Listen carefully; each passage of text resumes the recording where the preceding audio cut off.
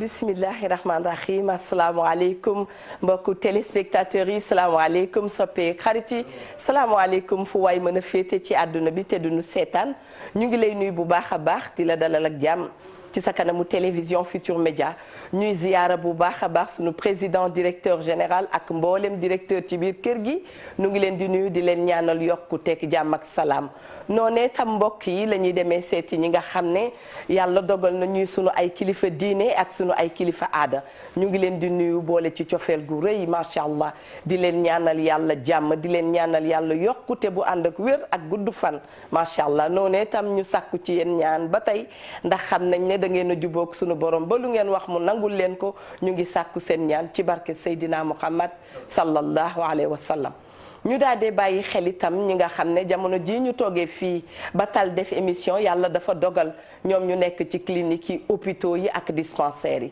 yi ñu ngi leen di massalu toogaay yooyu ñu ngi leen di wax rek macha allah yàlla na ngeen gaaw wér ba dellu seen ay activité ndax daf ciy am solo bu baax a baax a baax ñàkk xam sa jàngoro loolu mooy jàngoro waaye boo ko xamee ànd ak ndimbali sunu borom ak ña la ca war a gunge rek incha allah yàlla dana la dolli jàmm te àdduna moo ni mel ku fi nekku ne di nga am yu lay neex ak yu lay naqadi ànd ak lu munti am rek nanu nangu dogalu sunu borom dina yombal sunu nekkin dans la société lu waay muñ mu jeex àdduna dafa yombul dara te coono yi daf koy baaxal rek ñu bàyyi xel itam ñi nga xam ne wax dëgg yàlla caabi daf leen a féete gannaaw wax nañ ko ñu ngi leen di ziyaara di leen massalu toogaay yooyu wax dëgg yàlla am na ñoo xam ne ñu ngi fa jamono yi ku leen yeewoon ci nelaw wax leen ne bés dinañ fa nekk ba ñu leen di yóbbul añ ak reer ak yu ci topp duñu ko gëm waaye da ngeen di jàpp ne bu ngeen fa nekkul woon amaan na ngeen nekkoon foo xam ne duñu gënal bu ñu leen namoon duñu leen mën a seeti te am na ñoo xam ne itam defar rek moo leen taxoon jukk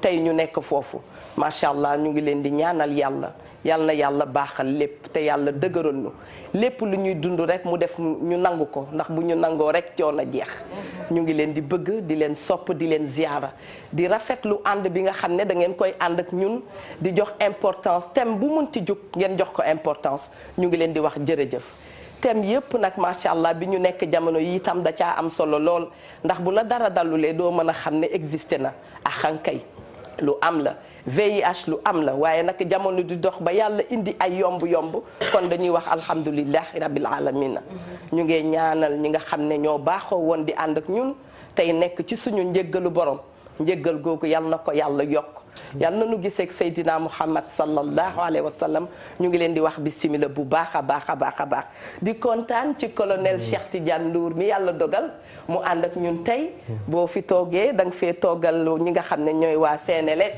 ñu ngi leen di ziyaara bu baax a baax a baax kontaan lool ci thème bi nga xam ne yëkkati nañ ko ndax nit a ngeeg jàngoroom toog bërëb bëgg ku ko waxtaanee kon bu nu yàlla mayee lu nu mel dañu koy sante suñu borom ñu ngi lay wax bismillah colonel Ndoye Bane noonu la ñuy kontaanee ci yow rafle jigul ndaanaan Adja Mami Linguère dafa solu xale tey xale buzz man nee naa la damay ruube rek nuyu sa maam nanga ko daan defee wallaay xanaa dañuy ñëw doon nañ daan dooneeti rek mais jërëjëfati Cheikhul Khadim Cheikh Ahmadou Bamba sunu yaakaar yi tey ak ëllëg sama maam yàlla mag Nelson Mandela tëpp koy jaloore waaye di ziar mbooleem kilifa diine yi kilifa aada yi di ñaan sunu maam Cheikh Tidiane Al Maktoum yàlla na yàlla yokk leeram taas ñu ci barkeem te njàngale yi mu fi bàyyi woon yëpp saawaan baawaan ci réew mi waaye noonu la ñuy ziyaare mbokkam ma xaritam ba Cheikh Sidi Al Mokhtar ak mbooleem axlu Mbàkke yu gépp di yeesalaat suñu njëbbal bu baax a baax a baax noonu la ñuy ñaanale suñu yaay dëggeen chumère yàlla na dëkk ak soppeem ba Seydina Muhammad sallallahu alayhi wa sallam maam kabara jibante boo yaaxa jàlloo fi yàgg doyul noonu la ñuy ziyaare mama Kinushka yaay na fi ak waa kër gi yëpp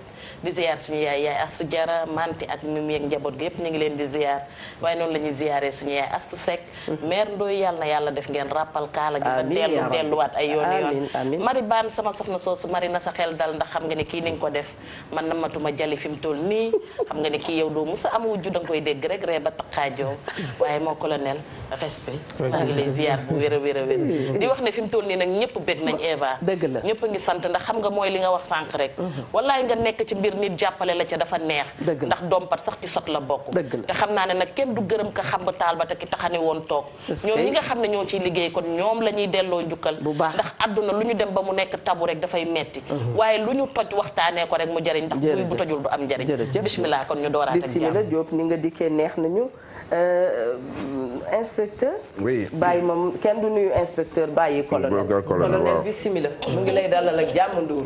jërëjëf soxna Evata maa ngi leen di gërëm di leen sant. ci vraiment ci invitation bi. émission bu am solo bi nga xam ne Sénégal yi dañ ko rafetlu lool. jërëjëf Ndour di nuyu borom kër gi. di nuyu ñëpp ñuy seetaan. bi ci sujet bu am solo bi ñu nar a waxtaanee. mu doon sujet d'actualité. très bien bismillah. jaajëf Eva ñu ngi lay ziar. déjà noo ko giyee rek. jaune gris la waa rafet na. li jaune gàmmu la. jaune gàmmu. waaw di ziar kilifa diine kilifa aada yi ci réew mi yëpp di ci jiital sunu sëriñ ba. Cheikh Bass Abdoul Khadr di ko ñaanu mu yàgg fi lool te wér. di ziar sunu sëriñ ba sunu xalif ba ca Pire. sëriñ Mansour Cissé ak njaboot gi yëpp ñu ngi leen di ñaanal jàmm bu baax a baax. di ziar moom parent Djibi Diagne ak monsieur le maire Serigne Boub ñëpp ñu ngi leen di ziar. di ziar mon colonel ma naan ko si à l'infinitif.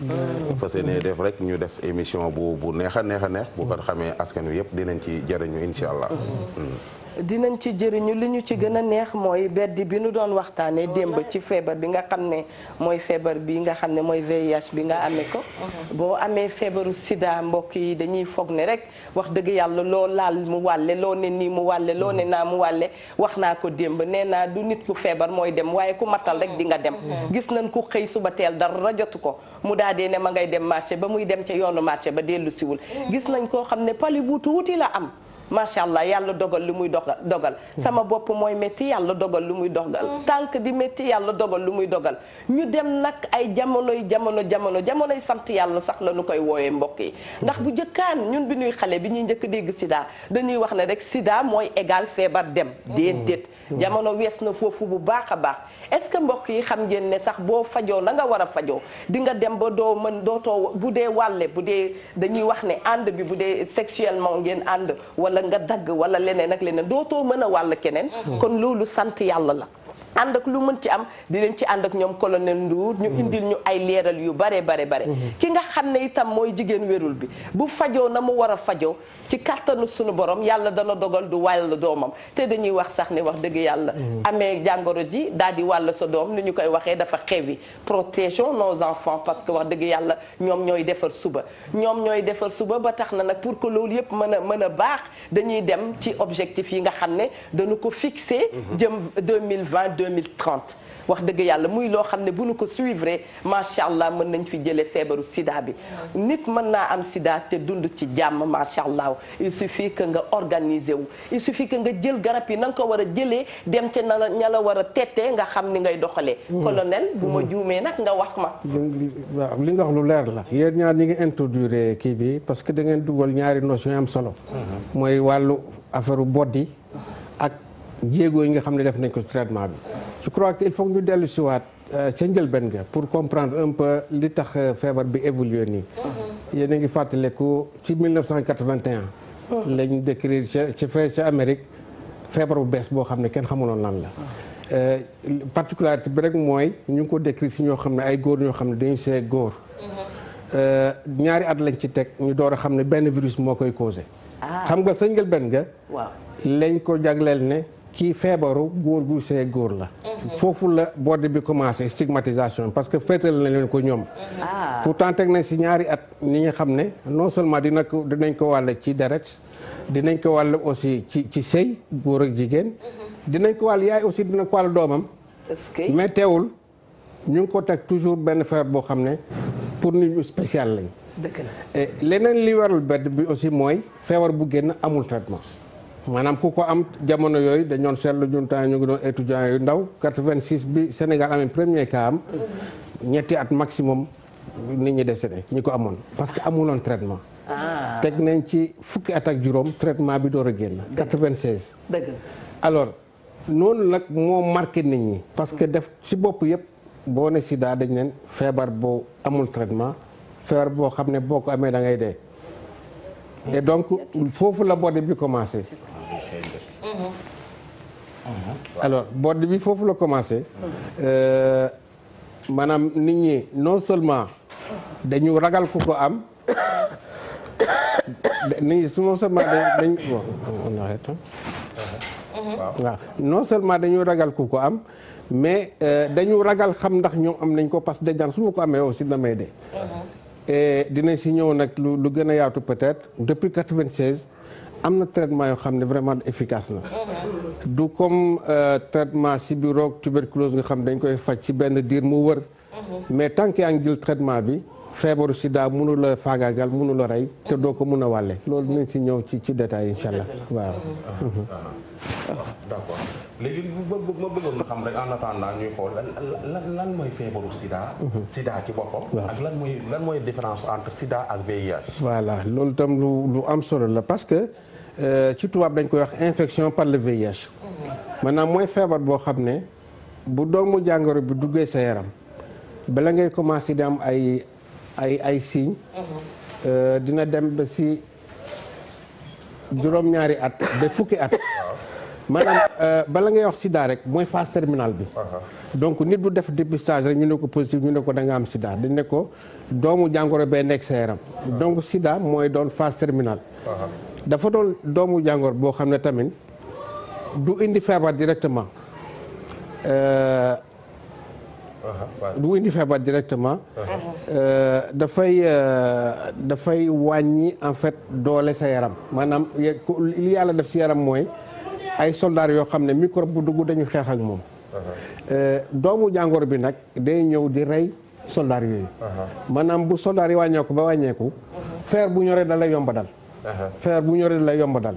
mu ci xeetu feebar yu bëri moo tax ñu leen di wax ci tubaab. infection opportuniste. maanaam dañu profité situation bi. pour di la song. loolu mooy infection par le VIH bu demee ba nag phase terminale bi lañ koy wax sida. ok d'accord. kon Eva dégg nga li mu expliqué wax na. li la jaaxal bokk na ci. lay xew ca biti. dañuy toog fii di am ay alter. ñoom bu njóobee nii dañuy toog nag di sëkkat. yàlla baax na. waaw dama ko laajoon lan mooy sida ci boppam sida ci parce que sénégalais yi ñu ci bari xamuñu ko. dañ koy dégg nii rek mais xam ñu réellement lan mooy sida.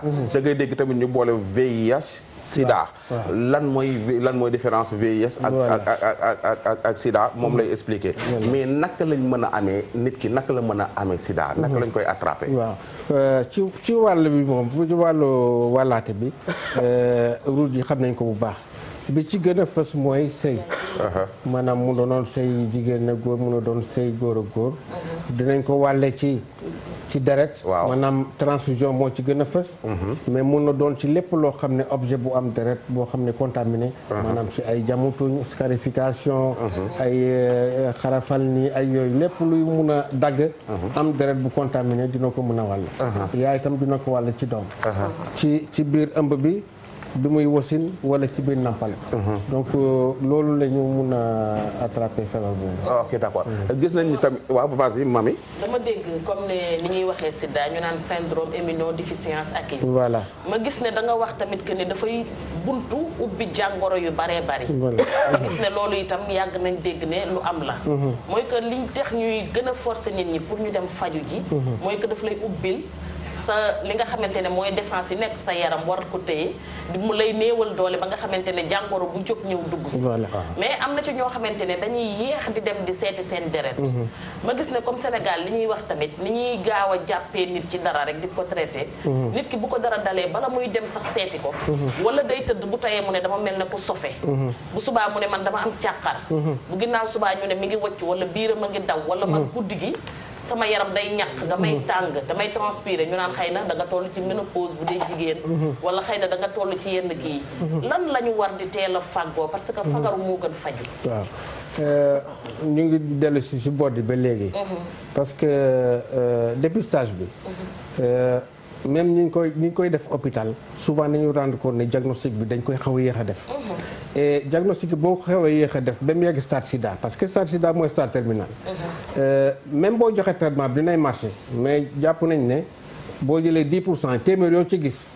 ñu jox leen traitement bu correct fukk yi ba fukk ak juróom yi ci at bu njëkk bi du leen tey dañu gaañu et donc loolu mooy diagnostic boo xam ne dafa tardif et loolu yëpp li ko waral mooy fi ñu teg feebar sida bi dañ ko jël teg ko lu ëpp feebar parce que dañ ne amul traitement te boo ko amee da ngay de loolu moo des si bopp nit ñi. je crois que communication li ngeen ñu war a jàppal dëgg mooy loolu génn si bopp nit ñi. nit ñi ñeme koo def parce que di nga gis ni ku toog ne damaa sibiru toog ma ne dama am tuberculose mais damaa sida da xam nga doo ko dégg. alors fi ko nit ñi teg la. ak fi ñu teg ku ko am. parce que boo ko amee rek féete nañ la fenn fi. je crois que communication bi bu ngeen jàppale ñu si loolu la. nit ñaa ngi commencé affiché wu léegi. waaw am nan des malades yoo xam ne vraiment des malades experts la leen di tuddee. ñu mun a toog wan nit ñi ne man du ma extraterrestre daal moom laa am maa ngi dund ak moom fukki at ak juróom. su ma jabar ngi nii am nañ doom wàlluñ ko. je crois que exemple yu mel noonu lañ bëgg parce que il faut mu am visage. visage bi ñuy dese si sida mooy bi ñu doon wane bu njëkk si télé yi. nit koo xam ne dafa jeex tàkk kenn xamul lu muy nuru ñu ne kii ku ko am ni ngay mel en fait loolu moo des si bopp nit ñi. te la mën a jeexal doomu aadama bare na. torop xalaat bu métti rek mën na laa jeexal. torop nga jékki-jékki bu dee dañu bëgg def ku jeex rek ñu ne dafa amee feebar nangam. kooku tam dafay doy waar doy waar. waaw dafay doy waar léegi dama bëggoon mu ñëw ci les populations les plus vulnérables et les zones. waaw population vulnérable itam identifié nañ leen lépp ci wàllu sëy la nag parce que nag quoi qu'on dise principale voie de transmission bi voie sexuelle la. et donc boo jëlee exemple Sénégal pour nga am benn cas bu positif il faut nga dépister 200 nit ci population générale bi maanaam dëkk boo xam ne la feebar bi amu fi yenn dayo yi. mais nag day naxaate parce que épidémie de type concentré la 0,5% da ci population générale bi mais boo demee ci nga xam ne góor ñi nga xam dañu see góor jigéen ñi jaay seen bopp wala ñiy jamoo drogue par voie injectable foofu moom épidémie généralisée la boo jëlee exemple góor ñi see góor par exemple maa ngi wax ne ci population générale boo jëlee 200 benn positif ngay am ñoom boo jëlee 200 foofu di nga am 40 positif maanaam prévalence bi c'est 18%. boo jëlee téeméer yu nekk am na ci 18 à 19 yoo xam ne am nañ ko bu doonee jigéen buy sëy ak jigéen buy jaay boppam ñoom ñu ngi 6% moo gën a tuuti. ñi nga xam ne dañoo jamoo drogue par voie injectable ñoom 9%. et donc boo jëlee téeméer dina ci am 9. donc fi mu nekk combat bi population yooyu la on peut dire que tant que gagné wuñ combat bi ci population yooyu maanaam góor ñi sëy góor jigéen ñi jaay seen bopp ak ñiy jël drogue. dañ ci boole sax détenus yi léegi ñi vivre en milieu carcéral. combat bi foofu la parce que comme vous le savez léegi jéego yi dem na ba nga xam ne gëm nañ ne mun nañ mettre fin à l'épidémie en 2030 mais combat bi du ci population générale bi ci population yooyu la parce que Sénégal aussi ni ñu jàppee population yooyu dafa mel ni population yi vivre en autarcie seen biir en fait population yi suñu lañ bokk.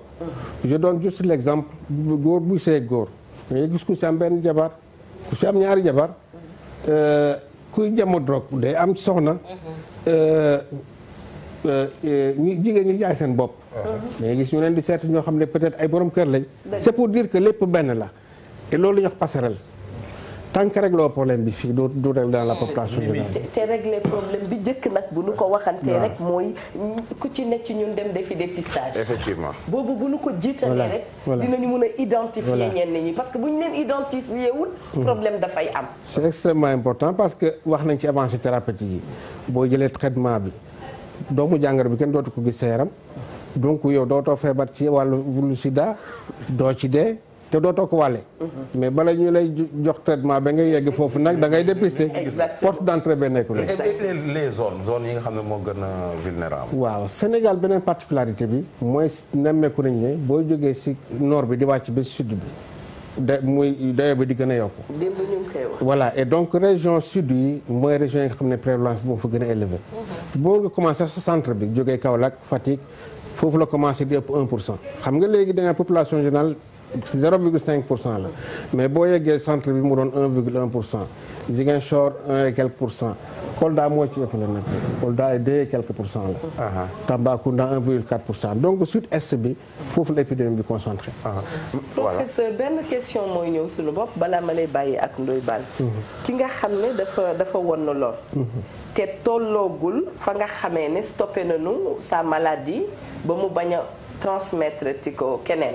naka la ñuy def ba mën a protéger bébé. ba nga xam ne moom mi ngi ak maman. te dara du ko jot.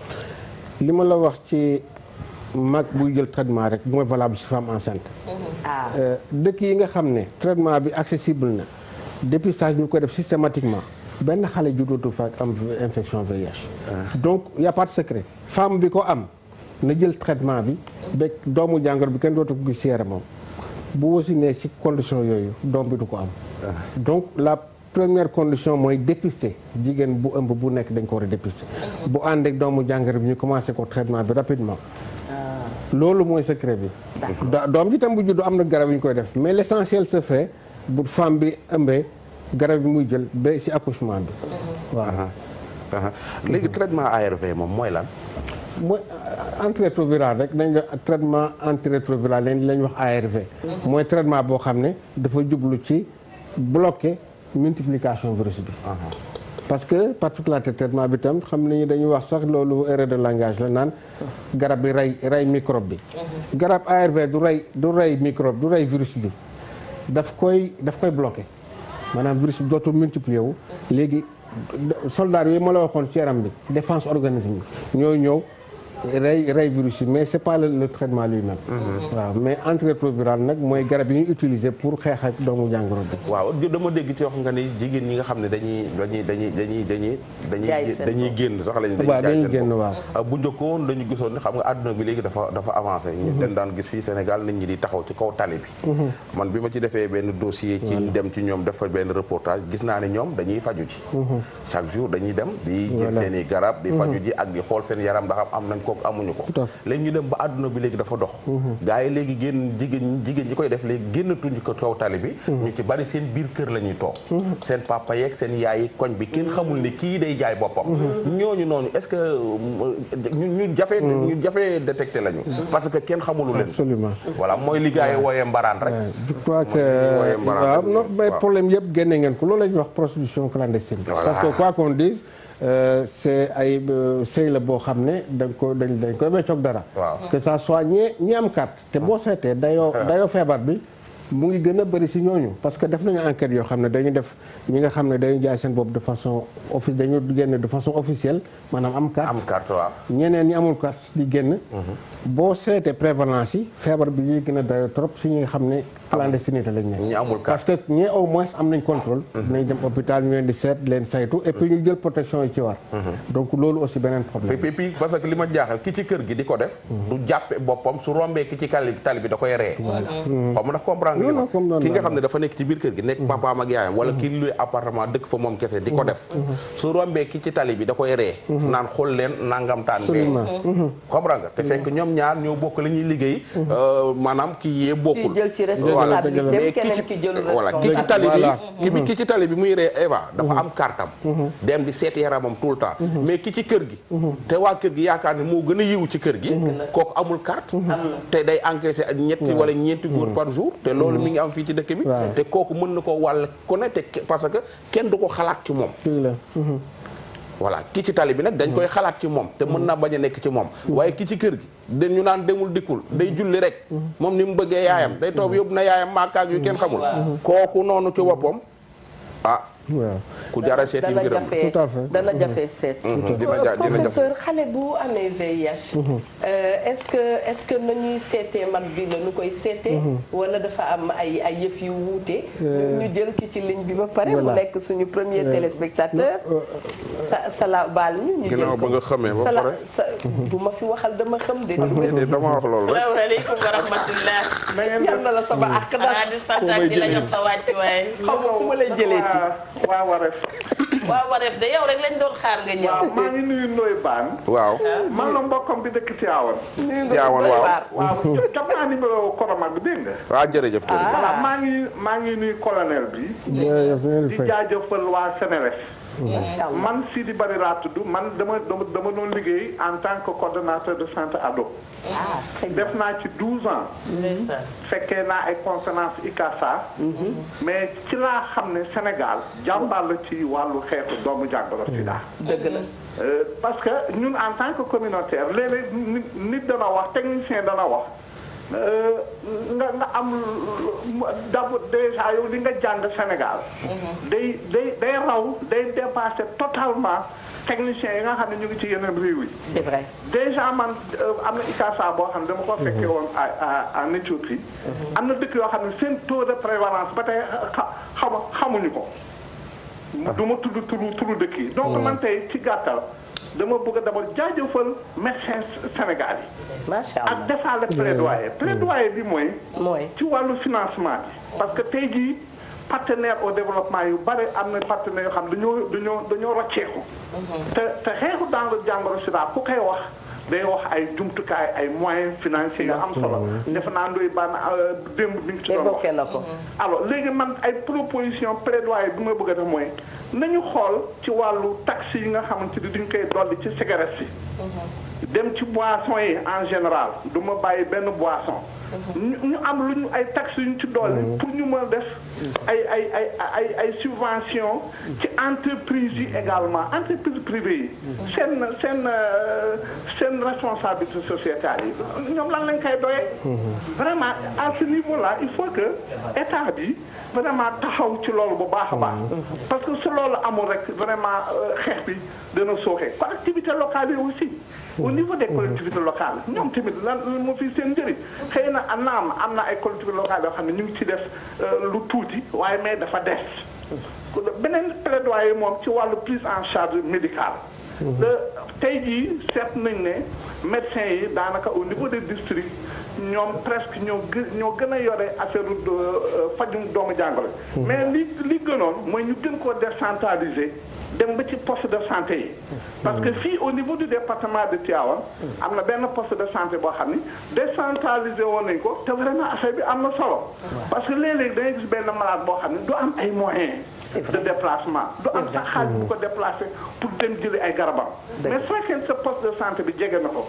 ñu bàyyi fa ay garab en quantité suffisante je pense que expérience boobu c'était intéressant il faudrait que ñu gën koo dolli beneen bi mooy au niveau des centres ados bi nga xam ne liggéey naa ci pendant 12 ans tey jii on a plus de partenaires au niveau des centres ados centres ados yaa ngi dee alors que ñun au niveau des jeunes ñun vraiment doon nañ ci liggéey ay lu am solo su ma leen joxee exemple par exemple bi ma nekkee Mbacké daan naa dépister plus de 300 à 4000 personnes par an c'est ça et ensuite référence yi on les faisait immédiatement au niveau donc du district où le médecin prenait en charge vraiment ces activités là ensuite beneen plaidoyer mooy damaa bëgg ñu redynamiser waat comités régionaux yi parce que comités régionaux yi depuis des unités d'appui des comités régionaux yi amatuñu dara lu ñu def il faut que au niveau autour des gouverneurs autour des préfets et même autour des sous-préfets ñu gën a redynamiser tout ce qui est comité vraiment au niveau de ces localités là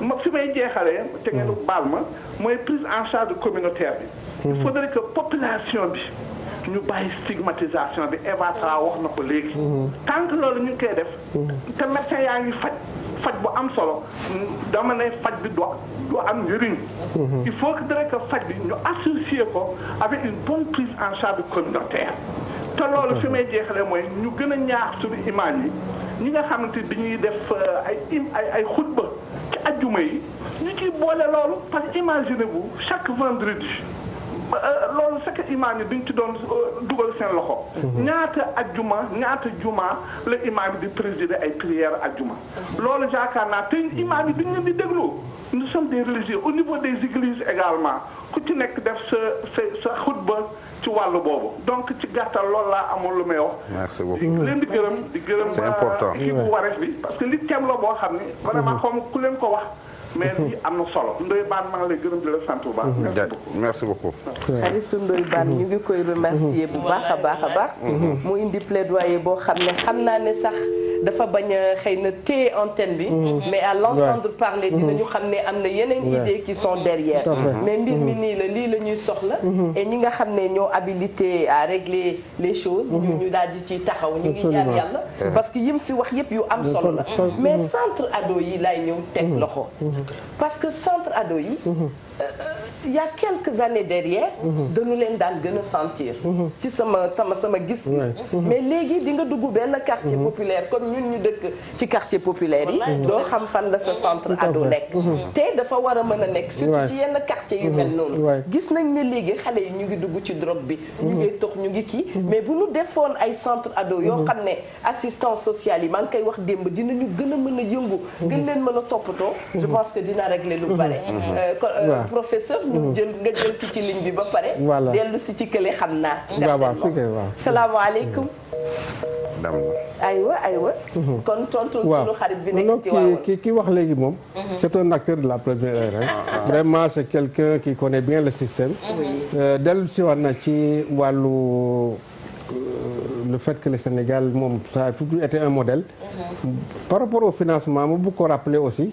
que le Sénégal a toujours été un modèle aussi par rapport au financement xam nga initialement modèle dans la prise en charge la woon. parce que au moins on a eu le courage en 86 bi amee benn cas Sénégal am na benn cas. dëkk yëpp koo wax mu ne la fi amul cas ça veut dire que Sida dañ ko doon nëbb. en fait foofu la jëlee benn marge d'avance sur les autres pays. waaw parce que dès 86 bi premier cas amee lañ créé programme national de lutte bi commencé def surveillance sentinelle commencé jël ay motuwaay pour riposte bi pendant que dans d'autres pays ñëpp xamoon nañ ne fii c'est la catastrophe mais ñu ne koo wax ñu ne la non fii dara amu fi bi ñu yeewoo ñoo ñu fekk ne c'était trop tard et donc marge d'avance boobu la Sénégal amoon. moo tax ñuy wax jàngoro da nga koy wax mu jëm ca kaw. voilà da nga koy voilà et par rapport au financement xam nga aussi Sida bi de tout temps. xaalis bi ça venait de l'extérieur. Le Sénégal a été un des premiers pays bu contribuer de façon significative si achat garab yeeg yooyu montant bi je crois que c'est parti de 1,5 milliard di augmenter progressivement et donc bien sûr que doyul il a parlé parce que partenaires yu bëri dañ nar a dem on sent que dans quelques années les partenaires principaux financiers vont partir et donc def na ay propositions yu am solo parce que faut pas attendre aussi que ñëpp dem nga door a wax comment on va faire. dëgg la et donc il a fait des propositions par rapport au partenariat public-privé augmentation contrepartie état yooyu yëpp je crois que Sénégal ñu ngi ci bàyyi xel et dinañ si gën a avancer. wax na aussi par rapport à la prise en charge communautaire moom dafa mel ni dafa nekkoon bi ñu def plan stratégique bi récemment. li mu wax yooyu yëpp mooy axe yu bees yi dañ ko médicaliser woon trop affaire Sida. xam nga da ngay ñëw bi muy door a commencer.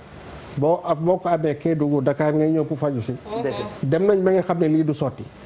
c'est décentralisé maintenant dans toutes les régions. d'accord poste de santé yi muy wax commencé nañ décentralisation seulement doo tëb rek def ko 100% des postes. am na postes yoo xam ne amul malade jarawul décentralisé. et donc dañuy dem progressivement. mais proposition wax yëpp c'est pris en compte si plan stratégique bi. dans le nouveau système voilà même pour le centre ado parce que les ados c'est léegi cible lañ. on s'est rendu compte surtout les adolescentes. c'est vrai. sont 3 fois plus infectées que les homologues masculins. xale yu jigéen ñi gëstu ñu ngi ñuy xamal ne jigéen ñi am doomu jàngoro ji moo ëpp góor ñi. moo ëpp. waaw te loolu bi muy door a commencer dans les premières années boo jëloon juróom-ñaari góor yu ko am benn jigéen ngay gis. ñuy dem progressivement muy inversé wu ñuy wax féminisation dem nañ ba nga xam ne. benn góor bu ko am ñaari jigéen ngay gis nga inversion tendance bi.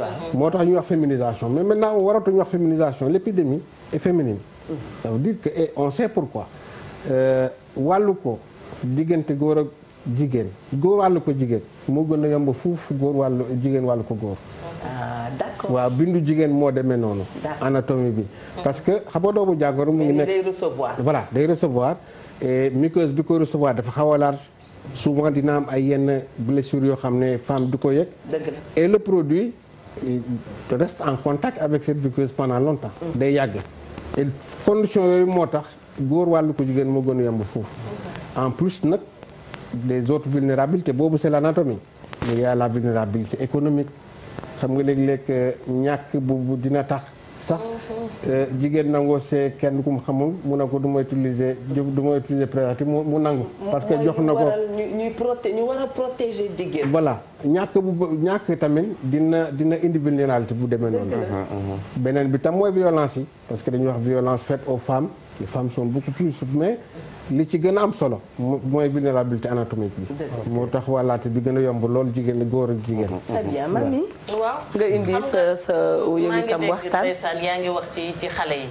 xam nga booy xool lu méttee nii bu ñëwee rek xale yi nga ciy gën a yërëm. dëgg la ndax mooy li may faral di tooñee que ndawalu bormon lañ lu ñu duuf dañuy ratax. te bu ñu fàtte ne am na ci xale yoo xam ne dañ leen di siif. am na ci xale yoo xamante ne ñu ngi leen badd ci garage yi ñuy jaay.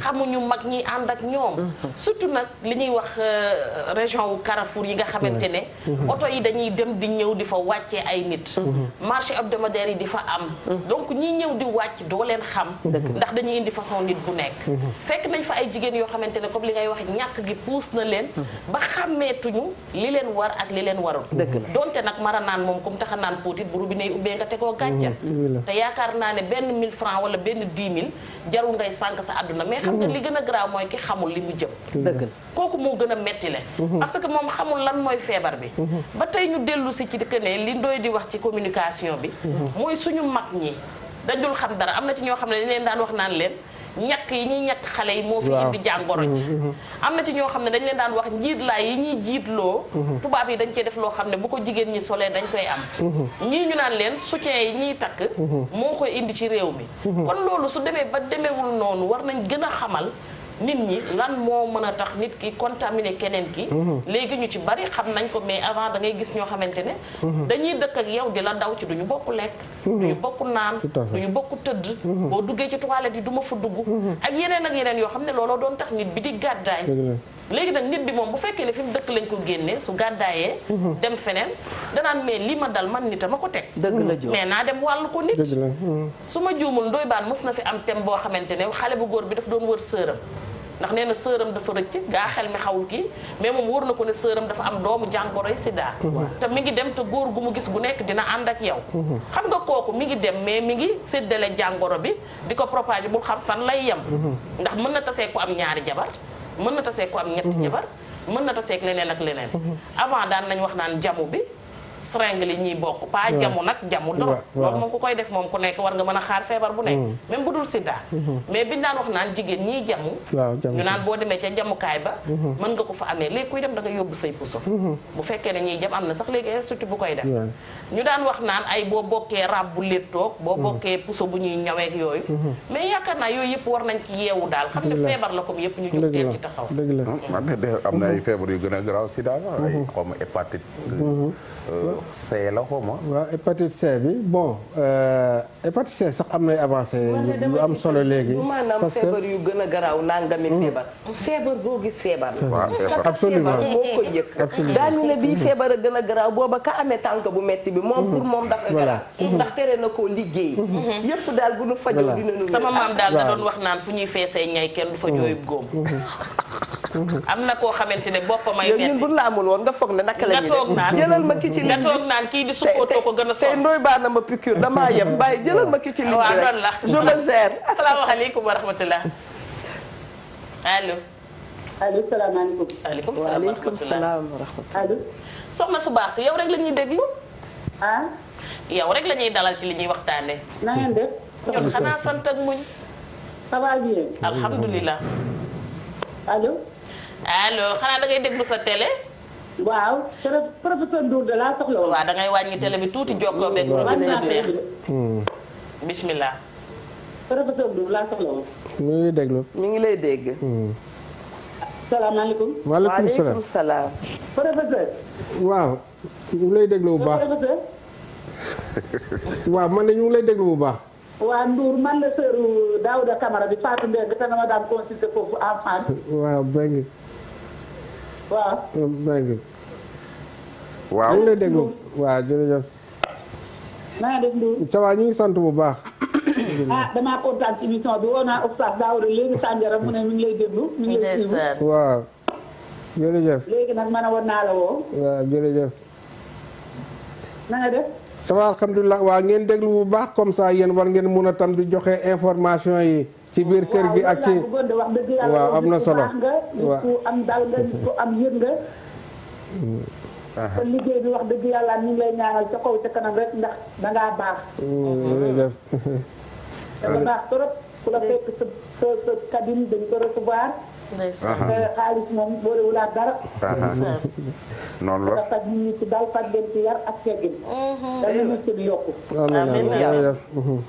ñoo ngi sant di la gërëm di la ñaanal yàlla may la wér yàq sa njaboot ak mboolem julli. amiin jërëjëf ñu toog ci plateau bi. jërëjëf amiin. ndeysaan. waaw merci beaucoup. xoolal ma sedd rek. allo salaamaaleykum. maaleykum salaam. Ajaratu bisimilah. na ngeen def ak coono soxna si. ñu ngi sant yàlla bu baax di kontaan seen woote. moom dem na waaye ba tey rek pour àggali alors professeur. kon docteur bu weesee docteur itam dafa mel ni moom itam benn sociologue la bu nekk foofu ndax maa ngi jot fii bonjour Eva tu as un invité spécial d'une gentillesse et disponibilité incommensurable comme l'a si bien dit le grand chanteur docteur dafay laabiir dafay laabiir xol ak xawma lan benn téléspectateur moo ko yónnee et nit ñi ñoom ñoo baax rek kon nit ñi xam nga wax nañ ko fi bés Mami Linguère bu weesee jàngoro bi ngay am yaa ngee ñaan yàlla boo demee nit ki may la écoute dalal la boo ñëwoon di xiixat bu la nuyoo salaamaaleykum dalal la bu ko defee feebar bi lu bare jóge ci te joxagu la comprimé docteur pourtant booy def médecine loolu dañ la koy jàngal parce que faj bi du garab bi ngay jox rek am na si ñoo xam ne le fait rek ñu gis la nga toog wax ak ñoom tuuti jox leen le temps qu'il faut seen feebar wër na à moitié di nga gis koo xam ne jar na ko boo tukkee sax mu xaar ba nga ñëw c'est pas parce que yaa gën a mun faj ñeneen ñi xëy na ni nga koy recevoir ak temps bi ñu koy docteur yi nañ amul jot waaw souvent ñun en fait ak communication wax côté dee waaw non waaw mooy dëgg sax man moom mea culpa mais xam naa ne amuñ jot nit ki bu jógee ñëw hôpital c'est que ñàkk na pexe. wallaay ndeysaan. waaw moo tax il faut yow bu amul temps aussi nga jéem a def effort jox ko le temps qu'il faut en général dina régler problème yu bëri balay garab bi di ñëw. waaw ñu ngi nuyu bu baax a baax docteur Serigne Abdou Ba. cardiologue ñu ngi koy ziara. dafay dee wax nee na moom. ñu nuy recevoir yëpp ñu naan dañu cardiaque. bu nu cardiagoon dëkk bi jeex. ma ne ko waaw nijaay lu xew mu ne ma dañuy dugg seen xol yee dul neex ñu dugg ne la par force dañu cardiaque. kooku nag sama papa la pire la de. sa papa la waaw du nit bu baax ñun waa pire dañoo xarañ nag ñun waa pire dañoo xarañ nag. ah waa jël leen lépp. non moom suñu maître la seen maître la waaw nee na daal léegi saay mooy pour wax rek li ngeen wax léegi nee na nit ki dana dugg bi muy dem ci cardiologue bi pour moom dafa cardiaque waaye bu demee ba gis cardiologue bi kooku ne ko dellu si waatal dara jotul yow ay sédatif lan lay jox ndax nga dal macha allah pour ñu ñëwaat tuuti ma koy laaj balay heure bi coowul si daal yi dafa bari trop naka lañ mën a def pour mu jeex tàkk Sénégal est-ce que loolu tamit est-ce que c'est possible. waaw tànk yooyu lañ jublu parce que maa ngi ko doon wax bu ñu commencé léegi objectif bi mooy 2030 sida jeex Sénégal comme problème de santé publique là aussi il faut ñu comprendre ante bu ñu ne sida jeex Sénégal ça veut pas dire que dootul am benn cas cas yi sax day xaw a yokku parce que boo demee bañ ne ku ko am doo dee dina am ñeneen ay contamination yu am donc nombre bi day yokku mais kenn doo ci nekk di hospitaliser di def ay dépenses de santé di ko wàllaate wala di ci dee loolu mooy problème de santé publique donc en 2030 dañ ne le sida ne sera plus un problème de santé publique mais nag pour loolu c'est extrêmement important mun nañ wax ne fi mu nekk nii un peu plus de la moitié ñi ko am Sénégal ñoo ko xam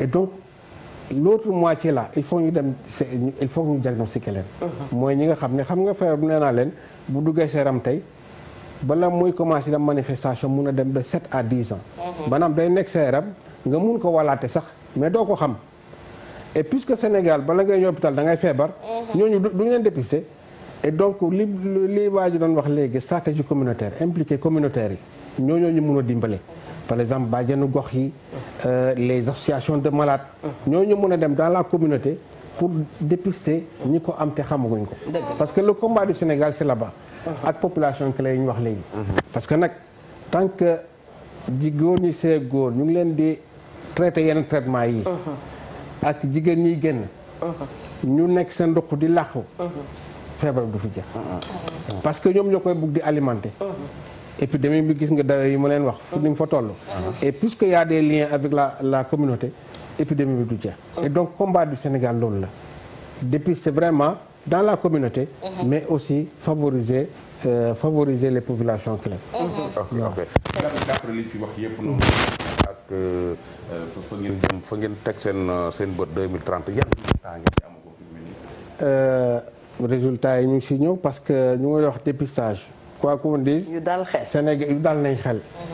même si lu ñu war a mun a yokk la nag. dëgg la faut mieux faire waaw peut mieux faire mais boo demee ba dépister plus de 60% nga xam ne li la dese def nga plus de la moitié. dëgg la ñi nga dépister xam nga dañ ne dépister traité.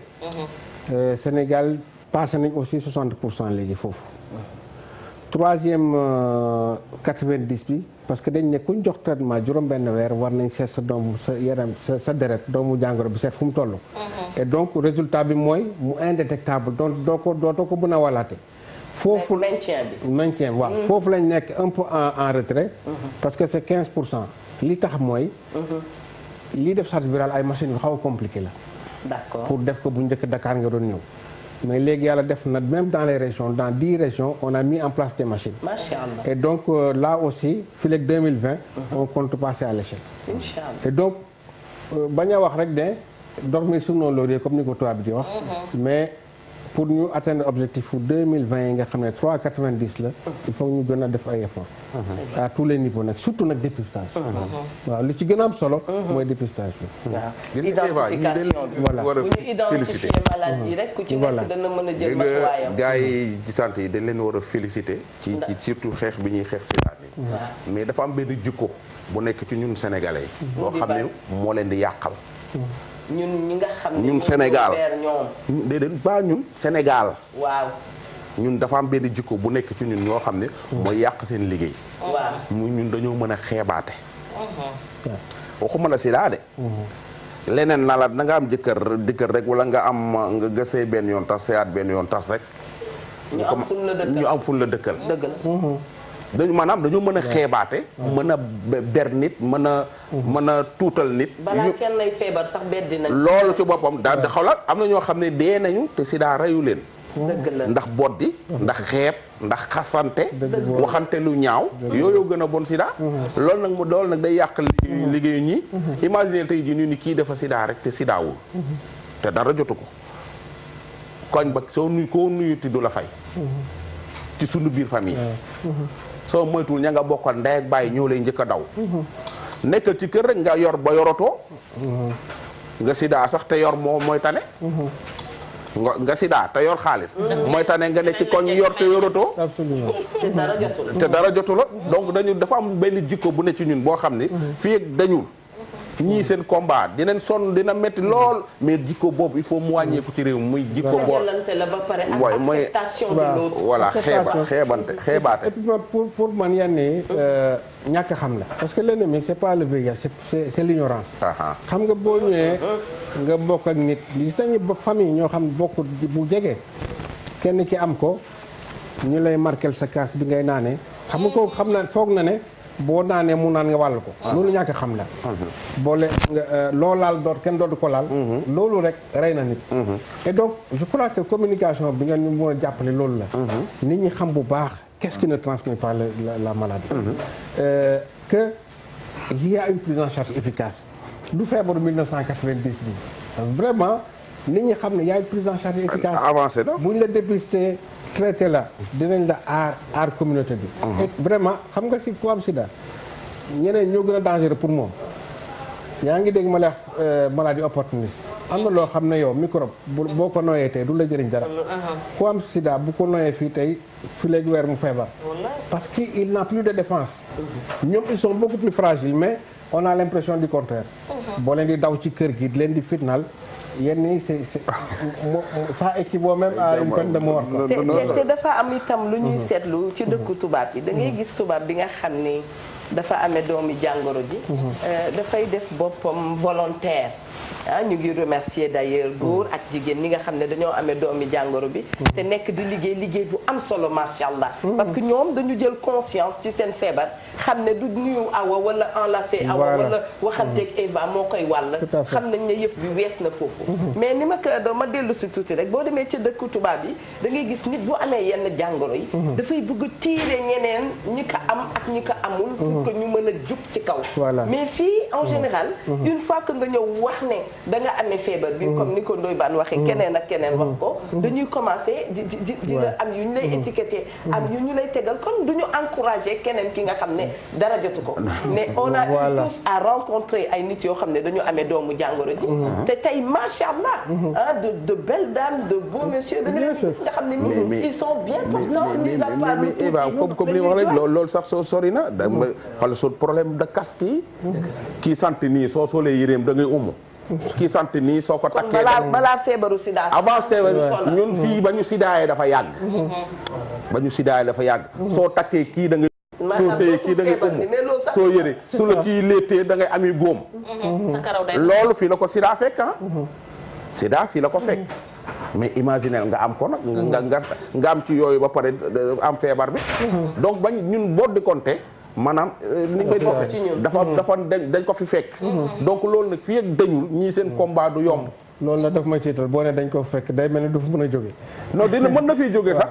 parce que da ngay gis ni li nit ñi maam yi doon kii naan doo takk diw gaa yaa ngi takk ci xale yu baax seetuñu ci kii lii laa kii lim gaa yaa ngi affaire boobu mi ngi deñ voilà xale yu baax yi ci réew mi Eva ngi wax lu am solo mooy ñi nga xamante ne buñ ko amee ci bitim réew wala feneen dañuy daal di porté wu nekk volontaire dëgg la jóg commencé taxawal benn association mi ngi bari mi ngi am si fii nii ndax man gis naa ñoo xamante ne démb rek am na ko ma ci jokkal koo xam ne nee na ma man dinaa ci dox liggéey bu am solo mais suñu problème mooy li ngay wax mooy dellu si mooy soxor bi parce que Sénégal dara dalay dal au lieu nga jàpp ne kenn rek moo mën muy rab bi moom rek mooy tege xëy na nag dogal bi dina ñëw jaar ci loxo nit ndax yàlla wàccul def kenn dara mais yow au lieu nga daal di jël loolu yow xalaatee ko ne xëy na lii man la waroon dal ndax li yaaki ndalaan di wax yóbbante yàlla rek a wóor soo bëggee mu def ci sa ndab soo bañee mu def ci sa ndab kon nangul mu def ci sa ndab muy sab cër nga daal di ne déedéet lii ma dal docteur a ma ko teg ndax su professeur teeloon a taxaw wax ak man lii ma dal du ma dal te bi ngay nekk ci sa balaxal madda professeur yëgul li ñuy wax naa ne yow guy tag picc tag na ci guy yëgul picc gësam na guy yëgul picc naaw ne na ma guy dab mënu la dab parce que bi nga koy def moom yëgu ko nga daal di mere nit ñi yow daal di yoral nit ñi nag benn een boo xamante ne danga naan naa dem wàllee ji li Eva doon wax démb nekkuma ci jàmm bu kenn nekkati ci jàmm mais yow xañoo nit ñi jàmm sa bopp ngay xañ jàmm yaa ngi xool nooy def ba wàll kii yaa ngi xool nooy def ba wàll kële yaa ngi commencé dugg ci mbaraan mi yaa ngi commencé dugg ci yeneen nga gis bu dee góor gu am alal te gëmul yàlla mu yor xaalisam di wër ci mbedd mi di nax boo ne jigéen yi ñii muy ñëw di leen mbaraan ñii muy dem di leen takku ñetti weer wacc ci leen ndax lim ci jublu mooy wàll leen dem yoonam mais loolu jaru ko fi yow li lay dal na la ba pare toogal nga sant yàlla nga jaamu yàlla xam ne lii ci sa dund la waroon bokk te xam ne gars yi avancé nañ mais bul yokk bàkkaar temps bi ngay jël pour di natt di calculer naan ma wàll diw nu may def ba takk xale bu jigéen bi gën a tooy ci koñ bi wàll ko pour ba léegi affaire bi gën a séddoo mais déedéet demal yow nga faju ji jublu ci sa bopp li Ndoye Bane doon wax naan paa bi nga xam ne dafa hospitalisé paa yi ci koñ bi yëpp nekk dañoo nopp jabar paa bi jékki-jékki daan ni oh waaye jonga ma ju rafet a ngi nii Ndoye nu mu ko waxee si daama war a rey man ñooñu ñëpp damay wax ni dañu juum parce que feebar boo xam ni dañu la wax ni la maladie chronique la dafay daal di mel ni beneen maladie chronique dafay mel ni diabétique bi dafay mel ni ki am tension dafay mel ni ki feebar bi nga xam na ne moom giiru dundam feebar bi mi ngi ci mais li ci am solo mooy boo fajoo waxuñu avancé waaye dana taxaw te lu taxawul xanaa sañ ñoo wax dafa dellu gannaaw kon tollootuñu je pense ci fu ñuy ne naa dem wàlli diw naa dem kii donne bi changé na c'est vraiment waaw parce que tout au début bi ñu yëf bi dabee xamuñu feebar bi man ni xamuñu dara ci la ñu amoon yenn tiit mais loo xam ne dorénavant da ngay faju di wér di wér parce que lu yokku rek dañuy sant yàlla moom la ñuy wax ñu jël ki ci ligne bi salaamaaleykum allo kooku de mbokki Mami Diop la xam na allo Diop la sant xale njóobeen ni téléphone bi mburu bi la ñuy jaawal. dégg nga professeur li fi ñu ci neex il faut ñu teg ci loxo Diop. loo xam ni boo feebaree di faju convenablement. dootuloo wàll kenn. kon jaratul am à l'esprit. nigal ma dem wàlle déjà. fajul rek te wér. transmission volontaire yooyu def c'est devenu vraiment anecdotique quoi. loo xam ne la honnêtement fi mu toll nii. macha allah traitement bu njëkk li tax mu jafe woon. c'était efficace 96 mais temps yooyu. nit ki dina dem bay jël ay 24 comprimés par jour. maanaam traitement bi. dafa xawoon di si boppam mais léegi. un comprimé par jour. traitement bi un comprimé. mu gën a mu gën a efficace li doon 24 comprimés yooyu. avec moins d'effets secondaires. et donc y a plus de raison vraiment d'avoir peur di dem di seet sa yaram. boo ko amee jël ko non seulement di nga aar sa bopp mais di nga aar sa njaboot. et donc je crois que message boobu daal si la ñu war a di gën a insister. waaw si la ñu war a di gën a insister. avancé nañ ci bu baax a baax. et surtout ñu wax Mami Linguère aussi nga wax ak sa doom yi nekk ci lycée yi. nekk ci école de formation yi nekk ci université yi. ñooñu tam vraiment ñu ngi leen di ñaax. au bon comportement. parce que itam ñu jël temps dem dépister wu. waaw li ci nemmeeku seneen dëkk xale yi. waaw parce que ñun ni vision bi ñu am ak idée yi am si sida ñoom amuñ ko parce que fekkewuñ catastrophe yi.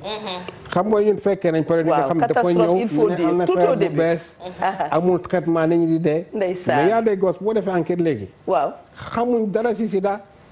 ça veut dire qu'il y a encore beaucoup d'efforts à faire. ñoom ils sont très à risque. côté adolescents yi et surtout les adolescentes. te xale ñoo gën a garaawle. parce que xam nga comme dañ naan abstinence. protection wala dépistage. wala traitement bi. te xale yi moom abstenir wu ñu wax dëgg yàlla ñu ci ëpp bokk. protection bi parfois dañ koy fàtte. parce que ñoom ci ndaw lañ tollu. yaakaar nañ ne bu asamaan si doon wàcc bu ñu joxe ñee mu taxaw. ñuy talaxookat na ñaxu. léegi nag dañuy dem ba ñoom ñoo gën a garaawle. moo tax li Eva doon wax sànq centre ado yi nañu ko delloo si. tout à fait warul jeex waruñu ko fàtte warul fay. parce que xale yi war nañ am foo xamante ni dañ fay dem. di wax liñ mënul wax seen ndey. liñ mënul wax seen baay.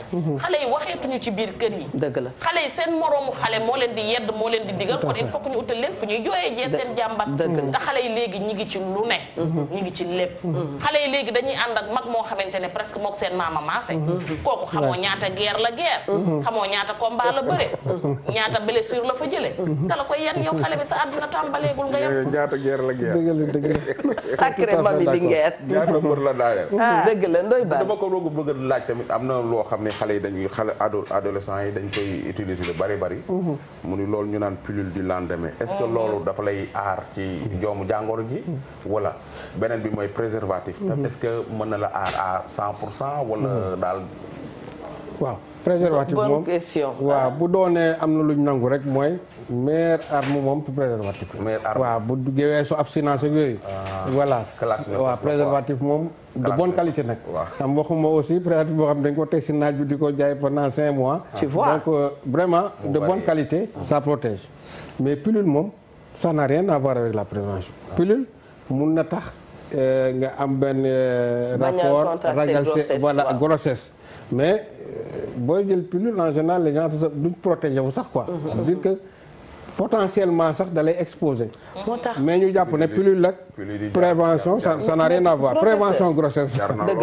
la gis nga professeur li ñuy waxtaan sama xel mi ngi dem maa ngi wax ma ni dëgg bàjjanu gox yi ak nijaayu gox yi seen liggéey yombul xam naa ne xam nañ ko sax waaye ñu ñaaxaat leen du doy ñu ngi wax sànq waxu centre ado yi centre bàjjanu gox ak centre nijaayu gox itam dafay am solo parce que comme ñoom yàlla may na leen capacité ñuy dalal xale yi dina doon lu am importance pour waxtaan nag rek sunu doom yi sunu abstinence dafa gën nga am si sa àdduna réserve boo xam ne da nga koy bàyyi pour yow ëllëg moom laa doon wax bés ma ni même xale yu góor yi ndaw yi bu nu dee foo di génn ba ma naan Ndoye Bane médiocrité duñ ko encouragé nanu yar sunu doom yi ñu jëm ci abstinence dafay gën bu ko defee boo màggee ba jël soxna wala nga am jëkkër di nga mën a xam vraiment naka ngay organiser sa vie mbir daal boo ko mënee moytu xam ne boo nekkee ndaw nekk ca daf lay gaañ réserver sa suba parce que suba moo gën a wóor ñu jël ki ci ligne bi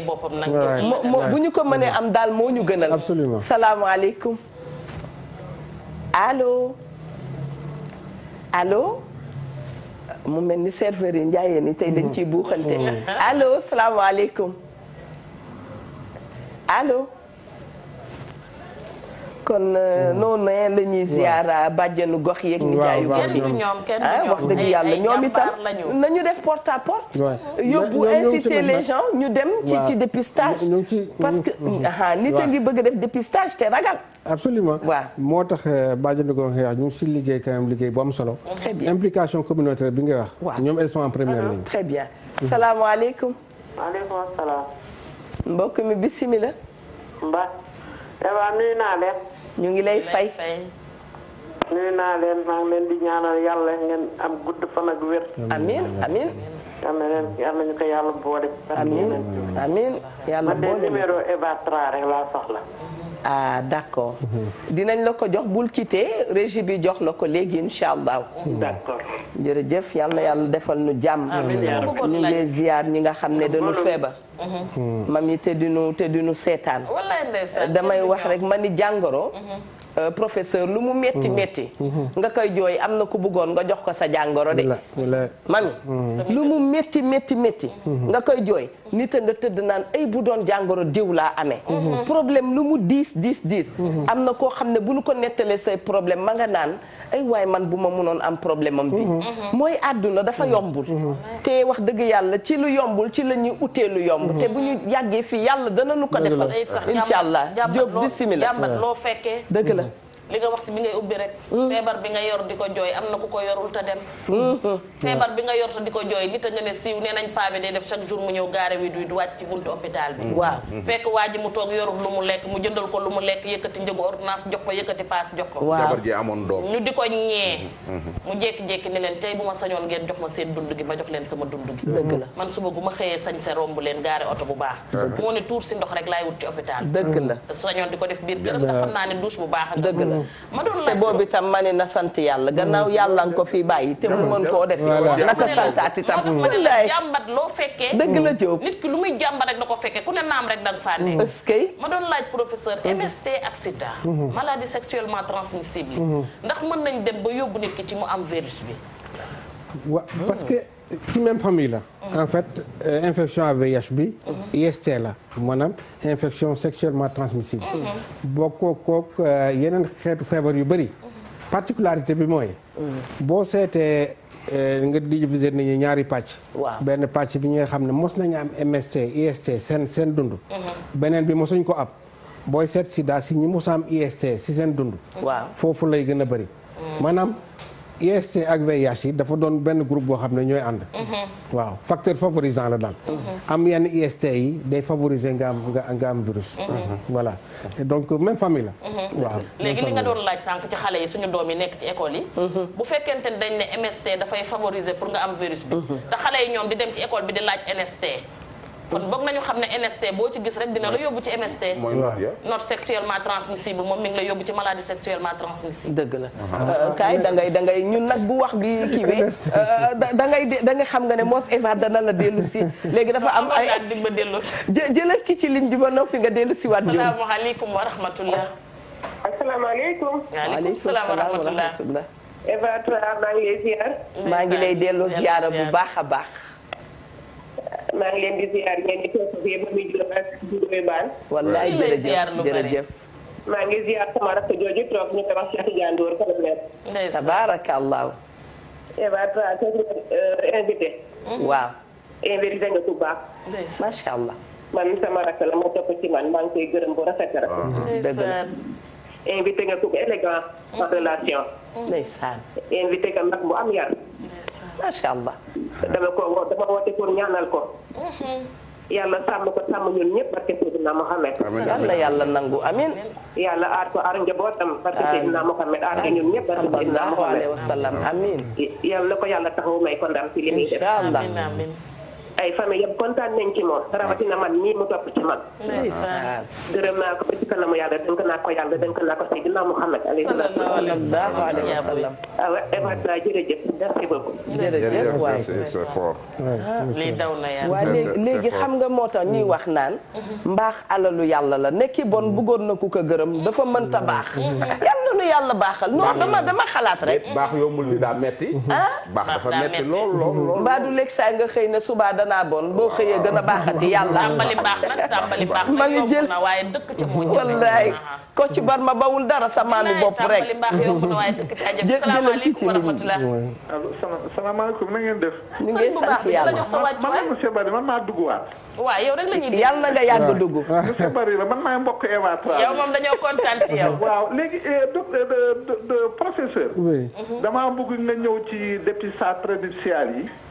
parce que daf cee am ay cas yu bare jamono bi ma nekkee ci benn département bëgguma wax turu département bi. daan nañu def ay dépistage ci ay postes de santé. mais doon nañu rencontré ay cas yu bare. ay xale yu tuuti ndeysaan ay 19 ans lañu daan am ay 20 ans. ci guddi bi nga xamante ni ca la ñu tëddee ak seen borom kër. ca la ñu jëlee doomu jàngoro bi. xam nga loolu metti na. dëgg la metti na te léegi léegi ñoom dañuy xool. warugar ba lu mu gën a duul rek. ñu daal di dugal foofu seen la. allahu akbar donc là vraiment il faut que ñu xool loolu. parce que man dund naa ci ay cas yu bari ak jabaru donnante yi. def naa Ndoye Bane dafa mel ni jox na. wax na ko fi ba sonn. jabaru donnante yi ñaari cas yooyu laa bëgg te nga jéggal ma parce que affaire yi moom daf maa ñor lool. loo gën a mën a di dugg rek daf ñuy gënal bu soobee yàlla. vraiment di gënal sama médecin chef de district docteur Camara aussi. parce que moom tamit mi ngi def liggéey bu am solo man ba léegi ba tey damay liggéey ci xeex bi. dëgg la je suis à la retraite à l'heure actuelle. ah oui j'ai fait 38 ans de service. man je suis un cadre du ministère de la jeunesse. du ma médecin.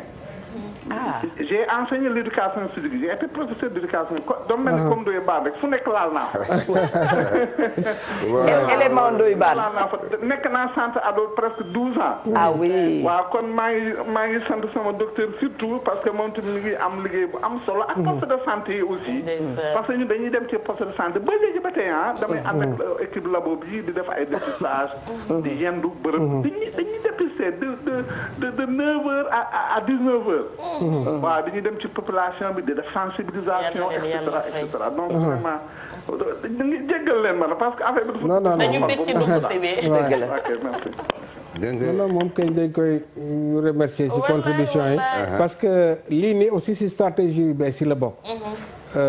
dépistage prénuptial maanaam ñaar ñuy waaj yu bëggante di bugg a sëy suñ mën a dépister wu moo gën mais nag ñu def ci ndànk parce que li indi problème bi mooy xam nga VIH dafa ànd ak mot français bu ñuy wax confidentialité bu bëree ñu ci dugg rek du sotti xam nga sa santé aussi sa santé bopp la nekkul ñu dépister pour def étiquette ci bopp nit ñi positif wala négatif dañu dépister pour seet ñu positif ñu faj leen pour protéger communauté bi mais imaginez nga ñaari famille xam nga mariage ñaari famille la bu ñëpp xamee ne dañuy def dépistage bi tant que c'est négatif c'est bon mais ba su positivé problème bi am problème mu gestion positivité mooy problème bi je crois que c'est toujours en Afrique bien de chez nous. voilà le yii de nous aller il faut avoir le courage de le dire parce que on a un problème quand même. mais problème bi daal si diggante ñaar ñi bëggante la ñoom ñaar les jeunes là lañu war a informer ñu di jël seen décision dans leur chambre bu boobaa et puis même bu boobaa ba dépistage prénuptial médecin bu lay jox résultat du leen taajee ñaar da ngay oo jëkkër jox résultat oo jigéen jox résultat ba mu des ñu bëgg a ànd c'est positif nag le partage de l'information c'est à la responsabilité du positif ça veut dire que man awma droit nit positif moo oo sa jabar wala kenn ne ko lii la awma droit mais je donne juste l'avis technique ku ko am di nga ko wax ne lii moo gën ci yow li gën kay mooy nga partager ki nga nekkal parce que léegi am na prise en charge efficace bala nga koy lor muy toog ba feebar ñu door ko dépister bu ñu ko dépister léegi mun am sax du ko am loolu lañ ci dellu siwaat aussi parce que nit ñi foog nañ ne ku ko am boo seeg nit benn yoon rek wàllu ko c'est une question de malchance comme on dit on a des couples yu ko am kenn ki am ko waxu ko keneen ki par exemple ñu sëy 10 ans nga def test bi si kay bu négatif loolu la ñuy wax couple sérodifferent. dégg naa dafay am na c'est pas systématique. moo tax xam nga am na benn ragal bu ñu ciy am le VIH fait partie des virus les moins transmissibles. en même temps. boo seetee hépatite B. waaw l'hépatite B est 100 fois plus transmissible que le VIH. L'hépatite C est 10 fois plus transmissible que le VIH. mais VIH nag moom daa mbayre rek. fu kii rek moom lañ njëkk a xalaat quoi. xam nga li ñu wax la ca njalbeen. maanaam ni mu dikkee woon la. il faut ñuy taxaw ci loolu. na mu dikkee woon loolu moo ñu conditionné ba léegi. xamuñu ko. voilà ñu xamal ñu ne ni comme ni nga ko waxee feebar bi mënaguñu ko faj. voilà moi je pense que problème bi yëpp foofu la. ca njalbeen bi. voilà bi mu dikkee mënuñu ko faj mënuñu ci dara. non seulement mënuñu ko faj. waaw mais ku ko am. ça veut dire que am na ay pratique wala comportement. yoo daan am répréhensible loolu nag stigma bi foofu te ba tey tuuti daf ñuy dal. ñun dañuy réere mbir ne. nit ku baax bokk fu baax di liggéey lu baax mësta def lu bon mën na ko am. mais loolu fi bëri te moo fi am. mais ba fi bëri. liir bi juddu am ko lan la def moom. est-ce que tegal foofu baaraam de. waaw liir bi juddu am ko. alors lan la def. d'autres femmes sont restées à la maison ñu am ko. dafa am benn jeune. waxtu bi dap nañu daanaka waa Sénégal sax ñoom. dañ may suivre lu bare bare ci sama émission xalaas yeeg samedi ci guddi yi. waa CNLS waaw moo tax ma bëgg boo noppee. voilà mu dem fële mooy invité bon ñi ko ñu mu dal. des fois ci plateau bi ñuy waxtaan. temps yi passé. waaw ca koor ga dafa am benn jeune bu ñëwoon. mu ne ma man damay maye deret tout le temps. mais cette fois-ci dama dem maye deret dem ñu woo ma téléphone. ma woowee ma ñëw nee na médecin bi wax ak moom wax. après explique ko affaire bi ni ko dafa am affaire bi. c'est un jeune bi ay 25 ans yooyu la war a am. affaire bi nag da koo man bi mu ñëwee rajo ba 2 fois xaw ma 3 fois ñëw na fa. ñu toog waxtaan mu won ma enveloppe bi ñu ko jox. ak li ca nekk yëpp mu wax ma ni moom mu ni ma dama ko am muy jooy yi metti affaire bi ma yërëm ko muy jooy yi metti mu ne ma man ci famille bi ma bokk lii moom du ma mën a dund ak moom. nii la ma ko waxee mu doon xale ma nekk fa di wax ak moom et tout ni ko ñëwaat fi ñu waxtaan jéem koo convaincre affaire yooyu. mais gisaatuma ko. mais su fekkee mi ngi seetaan sama léegi na ñëwaat. ñu waxtaan parce que tout le temps dañ doon déggante man ak moom mais déggatuma ko gisatuma ko xam fu mu nekk. te ci koor gi la woon quoi. mais affaire bi nag daf ko choqué.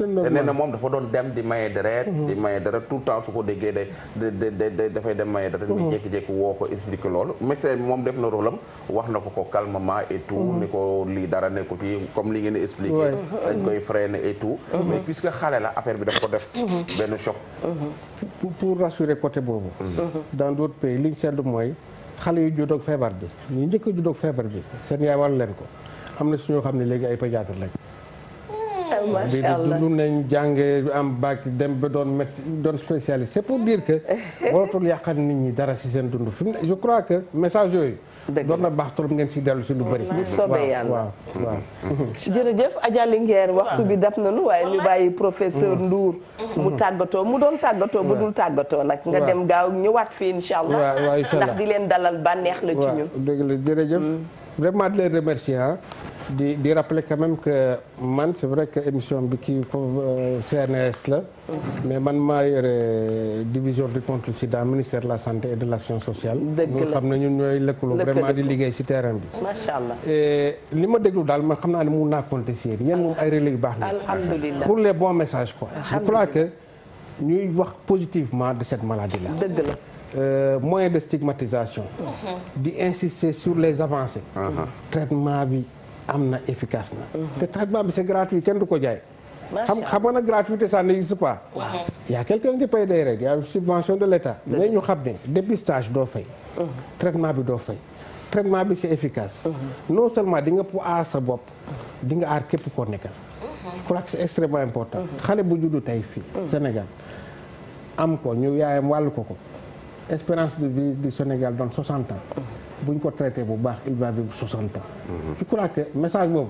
il faut nit ñi dégg ko pour ngeen ci kii. macha allah voilà macha allah gars yi daal bu ñu ragal dépisté ñu ngi leen di féliciter bu baax. du remercier waa CNLS yëpp macha allah fàttewuñu kenn. et Ndoye Bane yow itam ñu bàyyi la. nga tàggatoo rek di féliciter comme ñu som ñooñu rek temps yi passé nee naa la am na benn femme boo xam ne ndeysaan benn waay da koo jël ba koo takk ñaareel. waa ji yëgul ni ndaw si dafa am feebar bi ne ndaw si xam ne ni dafa amee feebar ma jékki-jékki am ku ma woo dëy ma wax ma ko ni ma nag ci famille bi laa bokk mais bu ma ci feeñ mais sama cousine la dañ koy maye jox ma numéro mag yëpp ma woo ndaw si téléphone waxtaan ak moom mun ma ko la ko wax patati patata man ak madame Coulibaly xawma bu jaay bi xawma Coulibaly mi ngi CNRS xaw ñu woo ko téléphone dox ci lu am solo ba sëy ba amul te waa ji yëgul lu dal ndaw si teguñu ko ci rajo bi waxuñu ko ci rajo bi. te moom itam na faju. voilà non parce que moom. nañu teg foofu baaraam baan. bu fajoo mën na sëy. non mi ngi faju. loolu laa ko bëggoon wax. ni loolu amee sëy bi amul. waaw lañ teg ñaar koo xam ne ku bugg góor wala ku bugg jigéen. médecin bi ne ko vraiment li gën mooy nga wax ko mu wax ko ñu toog waxtaan ñu wax ko possibilité yi pour ñu sëy bi am. ñu d'accord ci sëy si. exactement foofu la doon taxaw doom kii wàllu kee doom ni ça veut dire que y a des couples c'est exactement waaw baan àggali. voilà après c'est ça noonu lañ ko doxalee daal ba sëy bi mu ndaw si ci boppam am na daal ay affaire am yu mu def daal ba sëy ba ñu fomb ko. ba amatul loolu tamit lu am solo la.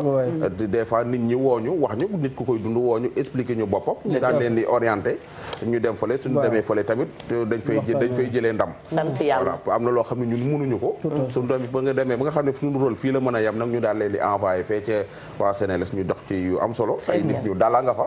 ay nit ñu mën seen liggéey nga fa duñ la tiital. duñ la boddi duñ la def dara duñ la dalal wa expliqué la daal ba sa jar ko jàngoon waaj comme ni ko docteur waxee rek. déglu bi rek nga dem ñu déglu la rek. wàññi ne lu bare tàggu ñëpp ba beneen. jërëjëf yow itam ki la grand bu bal naxu la numéro mën nga ko joxe ndax wala jekkuwul waaw Mbaye Diouf marché HLM jaayee xam nañ ko Mbaye Diouf kon boog Mbaye Diouf ñu ngi lay remercier ci jaune oulu Ndoye Bane bi rafet na macha allah Adja Linguère Adiatala waa Treichville ñu ngi lay nuyu. Adiatala journaliste. Adiatala xam nga ñaari yére olof la un monsieur sérieux ku baax.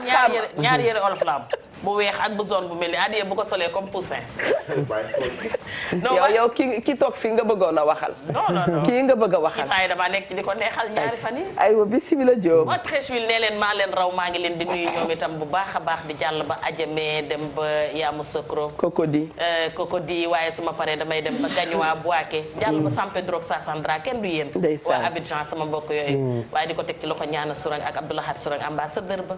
waaye kenn du Abdou Karim Bass yow mi nga xamante ne yaa fay taxaw sénégalais yi. xanaa delluwaat di waxaat ne daal nañu xam ne ku am xaritu golo sa ngemb du fanaan ci garab te seeni les a ngi fi pare na pour ajji leen seeni ngemb jàngoro daal bi ci nëbbutu rek mooy biy gaañ waaye lu siiw lu nekk ñu mën ko faj rawatina ci loo xamante ne dañ la koy may te xam sa jàngoro du dee ndax nag nit wopp na te demul fenn nit xëy na nekk ci activité am dëggantaan yaakaar ne moom mooy gérer àdduna ëllëg fekk foofu la yàlla yemale ay mbiram naka nag war a daal la yem buy dagg du tàggu borom di waxaat ñëpp ne kenn gënu leen Abib Ndiaye nag moo fi jaar mi ngi ci 77 151 56 27 Abib bu tayee mu tële bu subaa mu tane waaye nag comme fat lu tàggalewul mbaam ak i noppam Ndiaye nañu ànd rek maak yow mi ngi ci 77 151 56 27 Abib kenn gënu la ndax gis naa ne fi may génne temps yi ci vax daal delloo nga ma sama réew ma namatuma aceke ak poisson braisé Eva ba suba ak jàmm très bien ba suba ak jàmm Diop macha allah xam naa ne añ bi moom xam naa fi ngay añee déjà maa ngi leen di nuyu bu baax a baax xam naa lépp waaye dañuy taxaw rek profiter remercier wax dëgg yàlla hôpitaux yi bu baax a baax